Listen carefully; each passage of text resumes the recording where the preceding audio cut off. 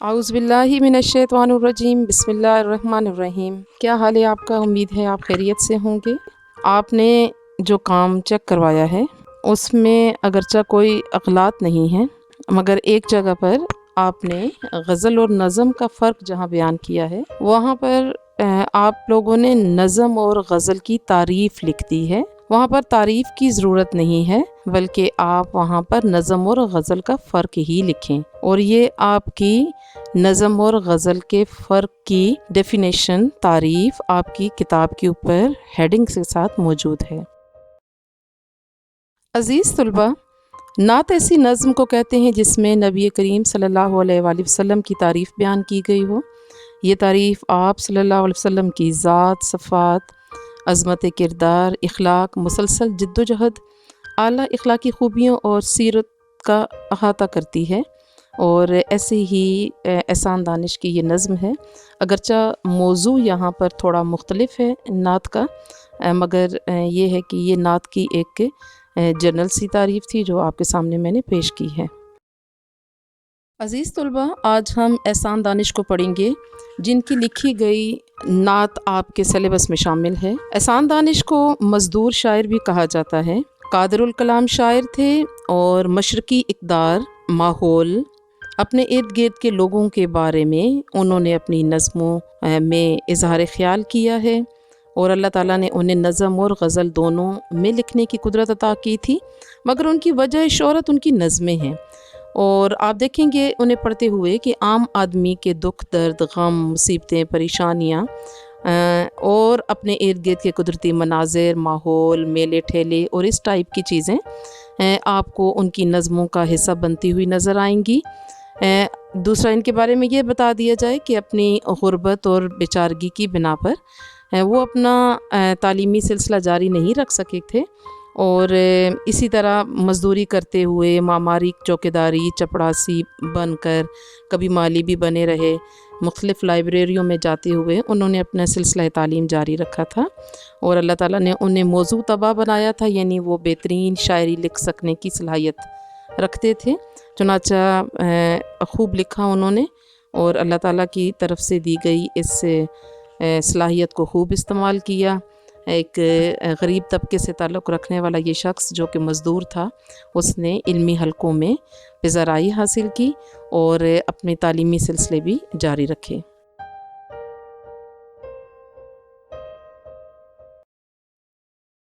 दो आलम का इमदादगार आ गया है, अमी आ गया, गम गुसार आ गया है। दो आलम का मतलब है दो दुनियाएं, यानी ये दुनिया जहाँ पर इंसान ज़िंदा रहता है और मरने के बाद की जो दुनिया है वो दूसरा आलम है। इमदादगार का मतलब होता है मदद करने वाला। अमीन, अमानतदार, जो नबी पाक सल्लल्लाहु अलैहि वसल्लम की सिफत मशहूर थी।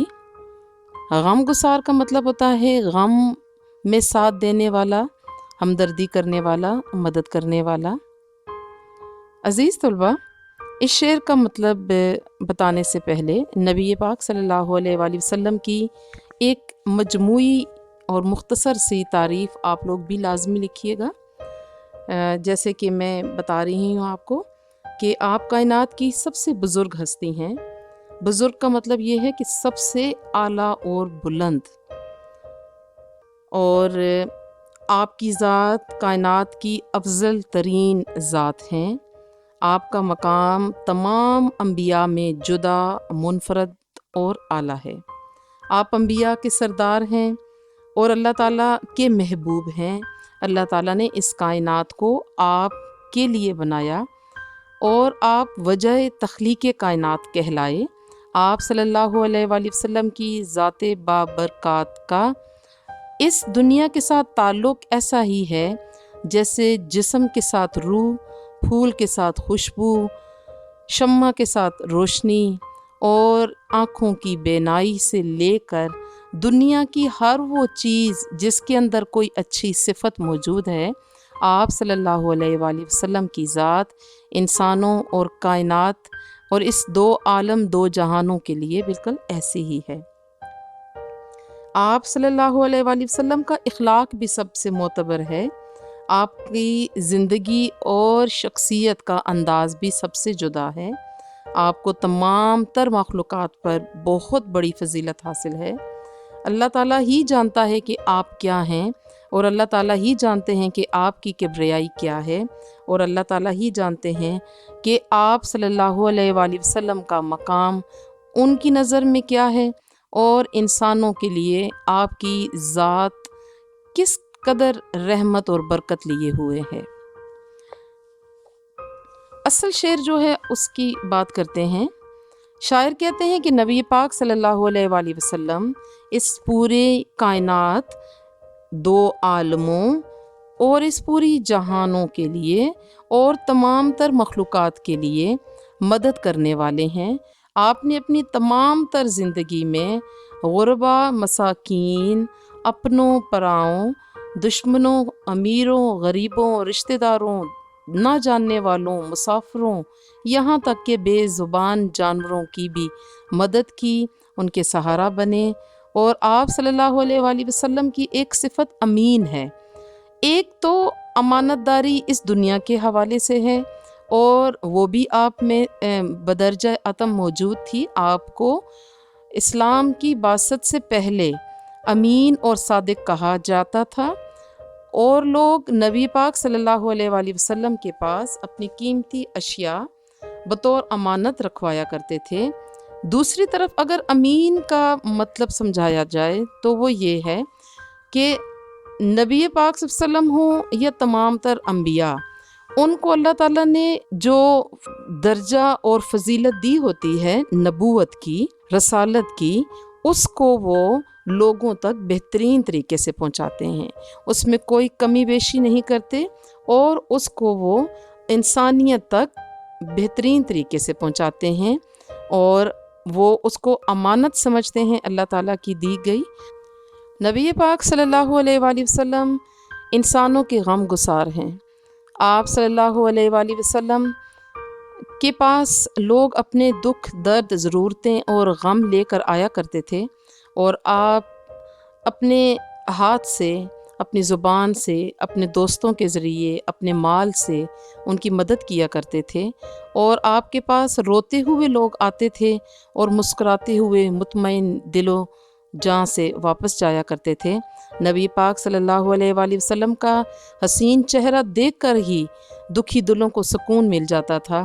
آپ صلی اللہ علیہ وآلہ وسلم کی میٹھی زبان، آپ کا اخلاق حسنہ ایسا تھا کہ غمزدہ آپ کے پاس آ کر دلی سکون محسوس کیا کرتے تھے۔ غریبوں کی جاں کو، یتیموں کے دل کو سکون ہو گیا ہے، قرار آ گیا ہے۔ عزیز طلباء، غریب کسے کہتے ہیں؟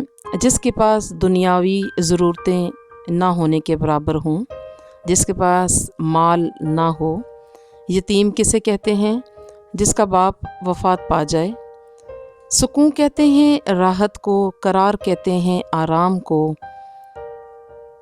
شاعر کہتے ہیں کہ نبی پاک صلی اللہ علیہ وآلہ وسلم غربا اور مساکین کے دلوں میں بستے تھے، اور آپ صلی اللہ علیہ وآلہ وسلم کی وجہ سے ان کے جسم و جاں کو سکون ملا کرتا تھا۔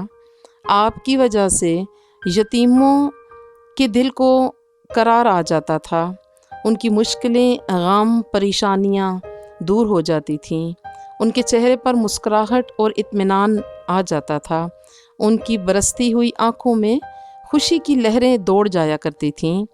نبی پاک صلی اللہ علیہ وآلہ وسلم خود بھی پیدائشی یتیم تھے۔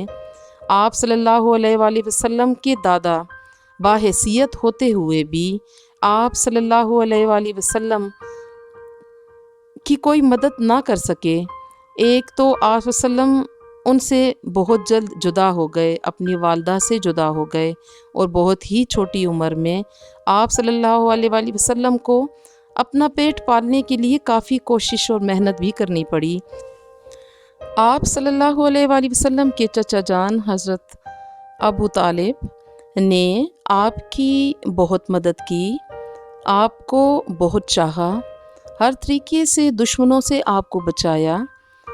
मगर आप सल्लल्लाहु अलैहि वसल्लम इतने खुददार थे कि छोटी सी उम्र में ही आपने बकरियां चराईं, मज़दूरी की, और आप वसल्लम चाहते थे कि मैं इस मज़दूरी को अबू तालिब की ज़ोजा को पेश किया करूं ताकि उनके ऊपर बोझ न बन सकूं। तो इस प्यारे और खुददार नबी की हम उम्मत हैं, हमें भी उनकी पैरवी करनी चाहिए। अज़ीज़ तलबा, नबी पाक सल्लल्लाहु अलैहि वसल्लम की ज़ाते बाबरकात हमारे लिए इस दुनिया और उस दुनिया दोनों में वजह सुकून बनती है।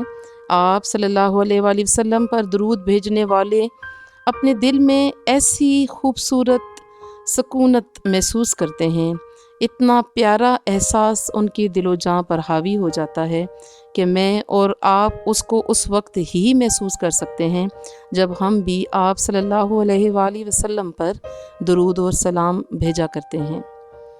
आप सल्लल्लाहु अलैहि वसल्लम इंसानियत की मदद करने के लिए दुनिया में आए।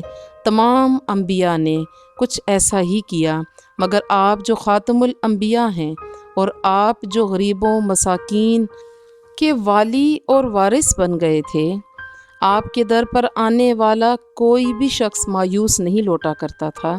आप सल्लल्लाहु अलैहि वसल्लम को मिलने वाले हदिये हों या बैतुल माल में मौजूद माल हो, वो सब का सब आप तकसीम कर दिया करते थे। यहाँ तक कि एक खजूर को भी वो हिस्सों में बांट कर मांगने वाले को पेश कर दिया करते थे।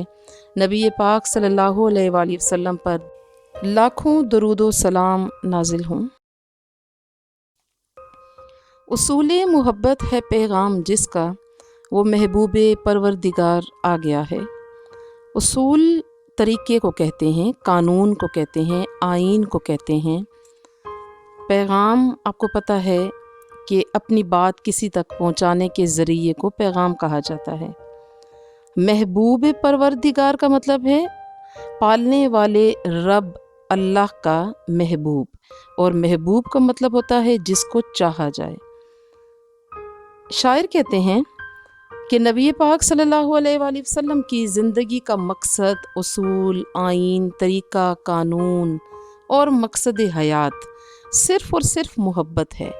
मोहब्बत वो खूबसूरत जज्बा है, वो लाफानी लाजवाल जज्बा है जिसके ज़रिए इंसानों और हैवानों को सुकून और राहत का एहसास होता है। मैं यहाँ पर हैवान का ज़िक्र कर रही हूँ। आम इंसान भी अगर इंसानों के साथ साथ हैवानों से मोहब्बत करता है तो अल्लाह ताला उसको अज़मत और बुज़ुर्गी।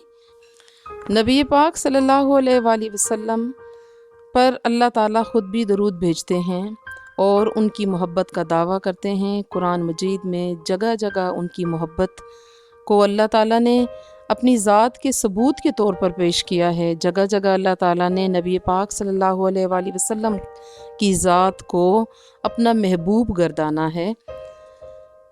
नबी पाक सल्लल्लाहु अलैहि वसल्लम की ज़ात उस वक्त भी मौजूद थी जब दुनिया और जहान, कायनात और दो आलम मौजूद नहीं थे। नबी पाक सल्लल्लाहु अलैहि वसल्लम का नाम उस वक्त भी अर्श पर कुंदा था जब कुछ भी तख्लीक नहीं किया गया था। हज़रत जिब्राईल अलैहिस्सलाम से किसी ने पूछा कि आपने नबी पाक सल्लल्लाहु अलैहि वसल्लम का नाम यहाँ कब देखा, तो उन्होंने कहा कि कई हज़ार साल पहले से इस नाम को यहाँ पर तहरीर किया गया था। नबी पाक सल्लल्लाहु अलैहि वसल्लम की ज़ात बाबरकत के तुफ़ैल ही हमें अल्लाह ताला ने इस दुनिया में तमाम नेमतें अता की हैं। आप सल्लल्लाहु अलैहि वसल्लम अपनी उम्मत से और इंसानियत से बेइंतहा मोहब्बत करते थे। आप सल्लल्लाहु अलैहि वसल्लम ने अपनी तमाम उम्र इंसानियत और अपनी उम्मत की फलाह व बहबूद के लिए वक्फ़ कर रखी थी।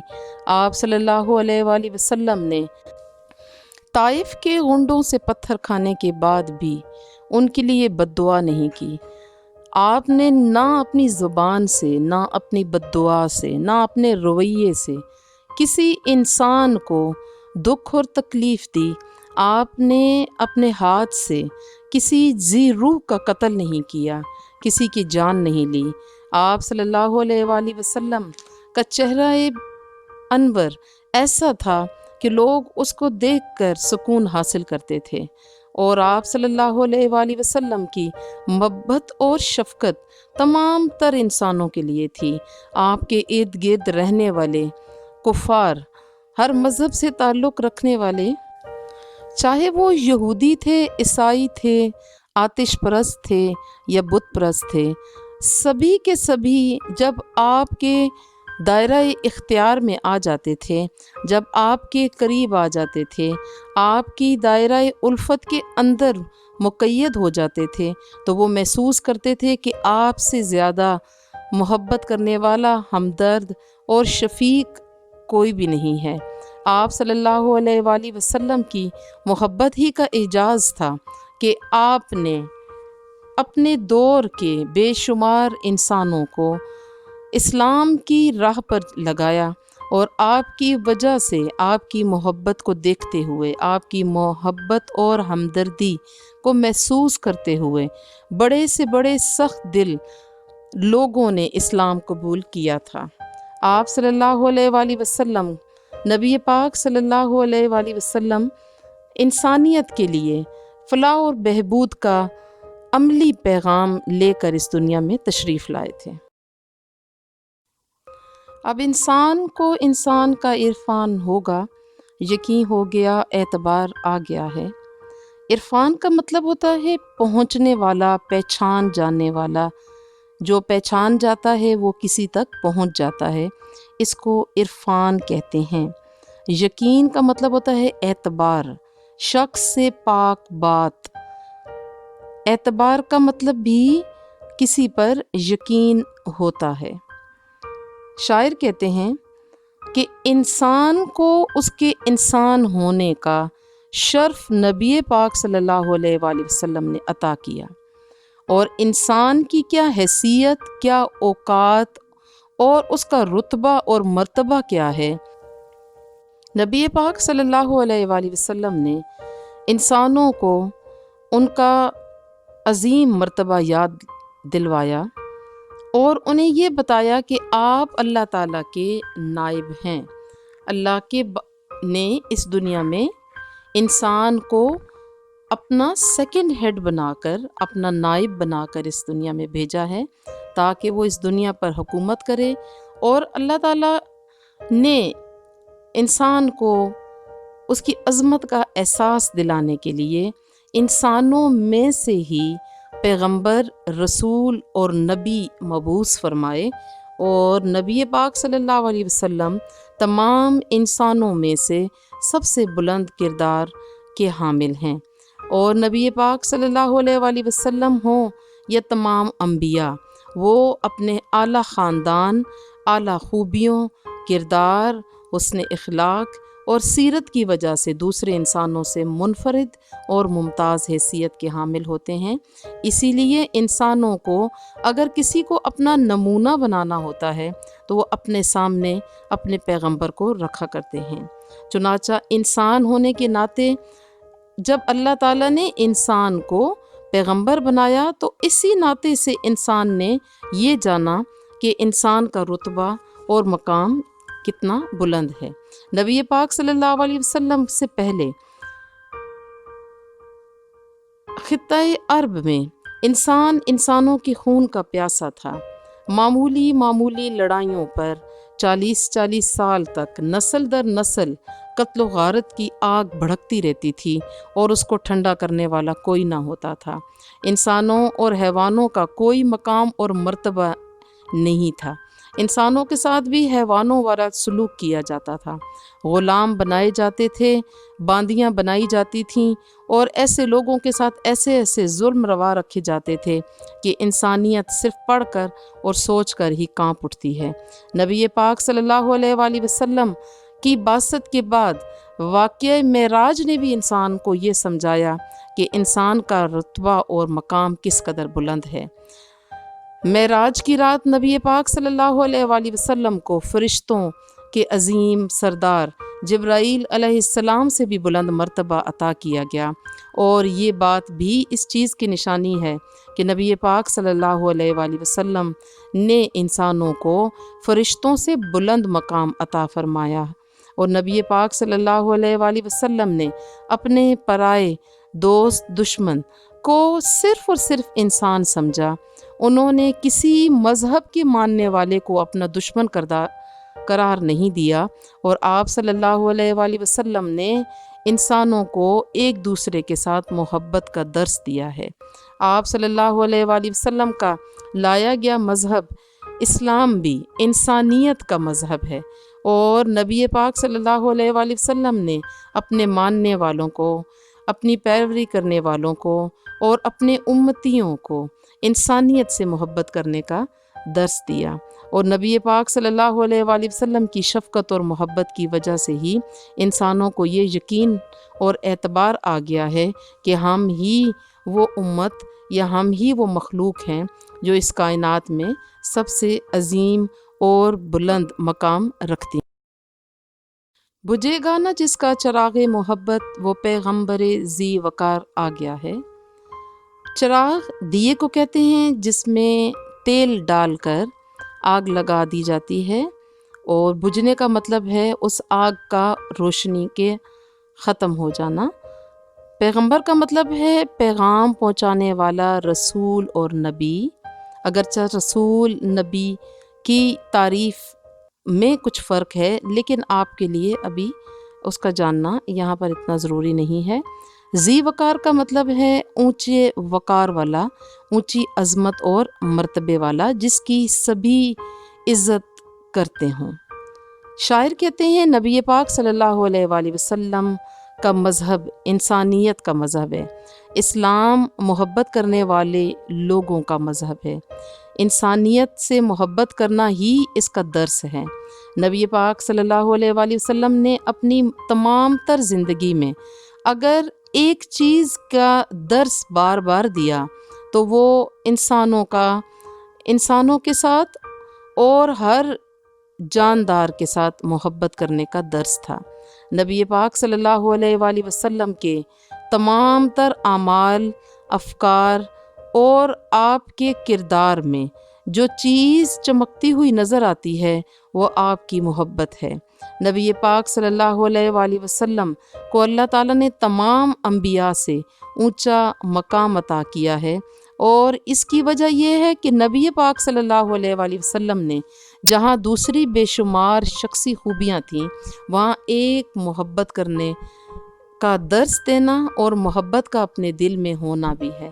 نبی پاک صلی اللہ علیہ وآلہ وسلم نے اپنی تمام زندگی نہ تو کسی کو قتل کیا، نہ کسی کی جان لی، نہ کسی کو بد دعا دی، بلکہ آپ نے انسانوں کو جینے کا درس دیا، جینے کی خواہش دی، جینے کی آرزو ان کے دلوں میں پیدا کر دی، جو مرنے ہی میں اپنی عافیت سمجھا کرتے تھے۔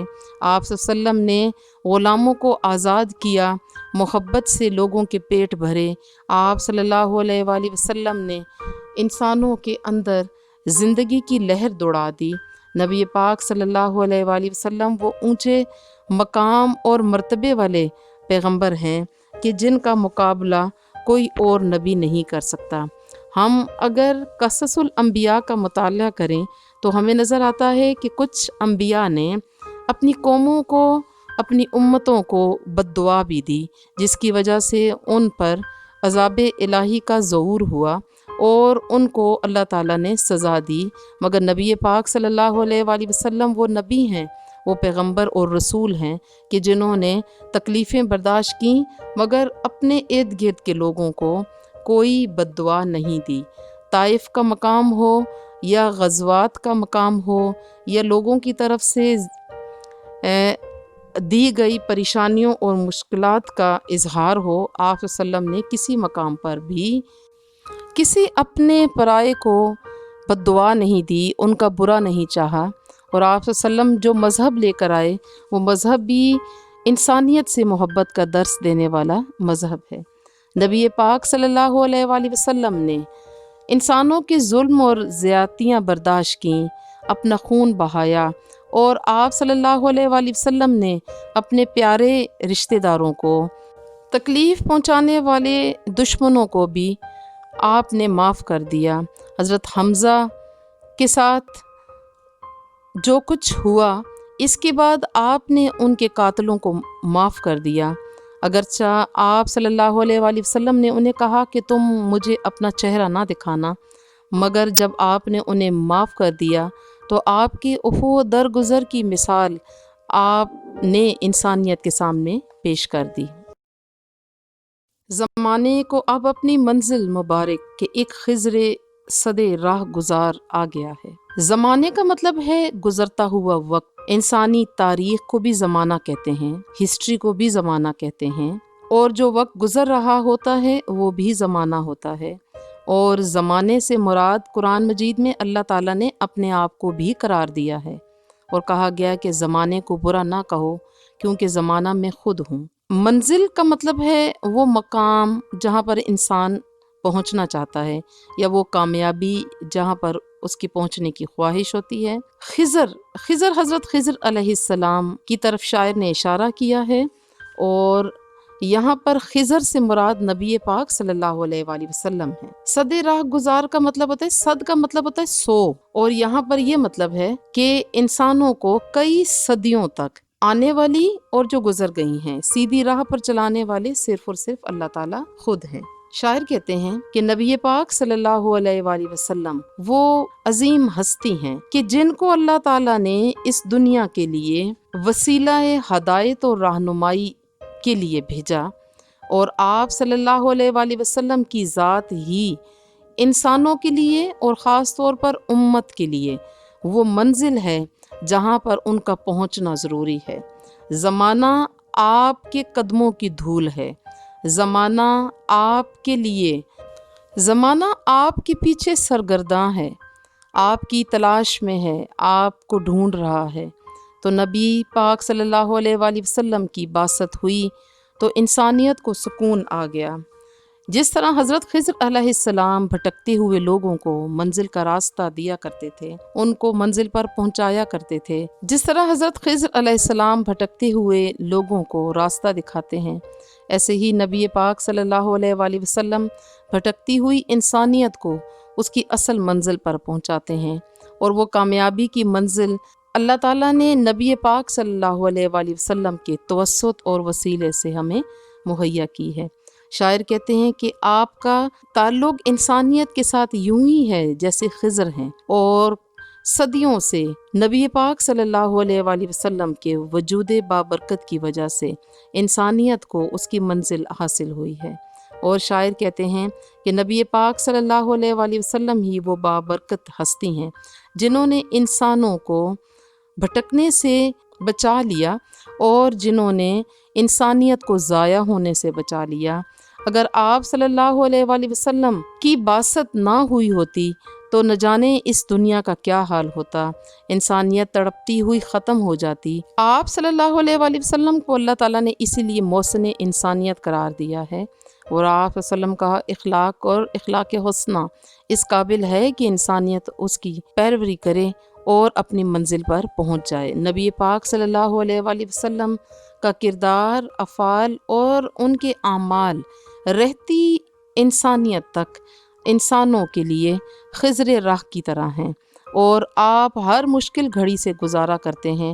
آپ صلی اللہ علیہ وآلہ وسلم کے اعمال پر عمل کرتے ہوئے، آپ کے افعال پر عمل کرتے ہوئے، اور آپ کے اقوال پر عمل کرتے ہوئے، اور آپ کی احادیث پر عمل کرتے ہوئے انسانیت کو اس کی اصل منزل مل جایا کرتی ہے۔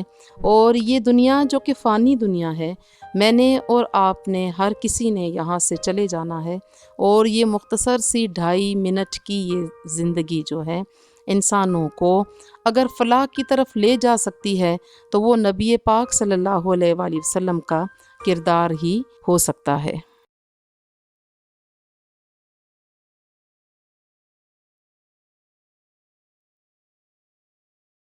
عزیز طلباء، احسان دانش کی یہ نظم مکمل ہوئی۔ اس کے الفاظ، معنی، شعروں کا مفہوم اور تشریح میں نے حد الامکان کر دی ہے۔